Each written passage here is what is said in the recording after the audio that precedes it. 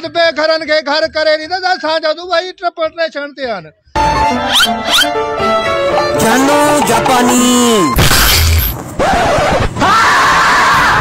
जी नाज़रीन, असां हाज़िर आहियूं हणखंड न्यूज़ सां गॾु शाही बाज़ार दरिया खान मरी में।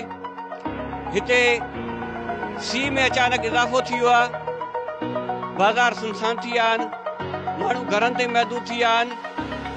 कोटलालू में असांजो दोस्त रियाज़ ख़ासकेली ऐं मीरवा गोरचाणी में ज़हीर अहमद शर रिलियूं जो वेठा आहिनि। असां दोस्तनि खे चऊं था त जेकॾहिं तव्हांखे सीउ ॾिसणो आहे त दरिया खान मरी अचो, त अचो त हिन ज़बरदस्त सीउ जे बारे में असां अवाम खां तासरात वठूं त हुननि जो छा चवणु आहे। अदाई सियारे में जेको अचानक इज़ाफ़ो थी वियो आहे, इन जे बारे में तव्हां छा चवंदो?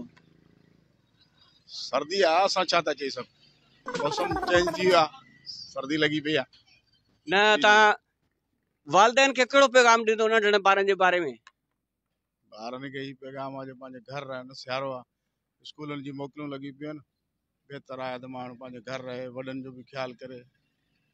भला सीउ छड़नि खे घणो थो थिए या सगरनि खे? सगरनि खे घणो थो थिए, छड़नि खे घटि थो थिए। छो?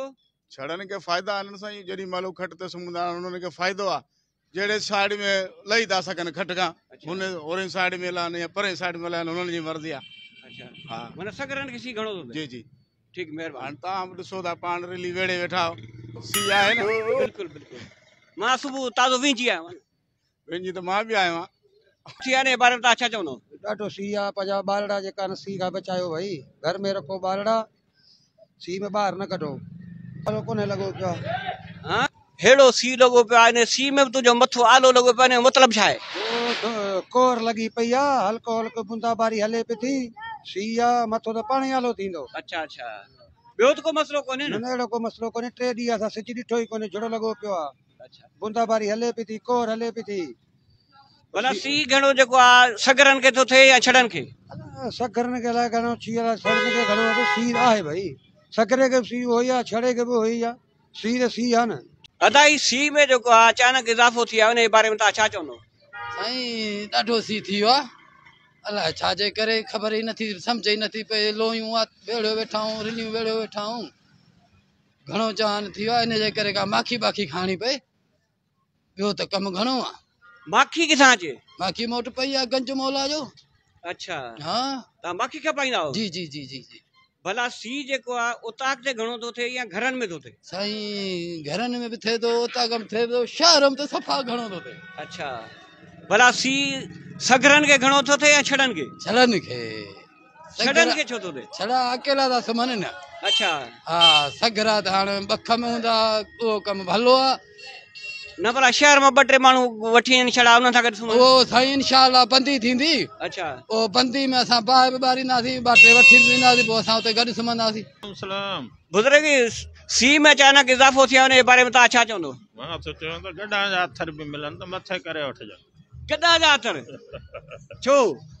बस सीउ जो आहे, बचणो आहे न सीउ खां। भला तव्हांजी उमिरि वॾी आहे, बुज़ुर्ग हो, तव्हां सियारे जे बारे में ऐं थधि खां बचण लाइ बुज़ुर्गनि खे कहिड़ो पैगाम ॾींदो?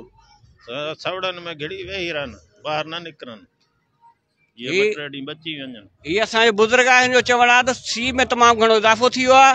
हिन पंहिंजे बुज़ुर्ग भाइरनि खे जेको आहे पैगाम ॾिनो आहे त सवड़ मां ॿाहिरि न निकिरो, सीउ तमामु घणो लॻो पियो आहे, ऐं पंहिंजी सिहत जो ख़्यालु कयो।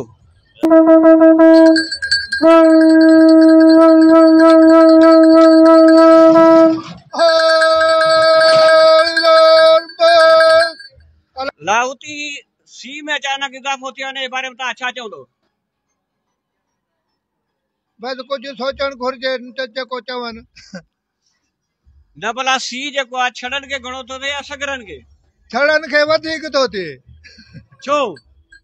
हा न साईं, वञनि करे सॼी राति जंघूं कराए करे जंघनि में ई सूर पची थो वञे।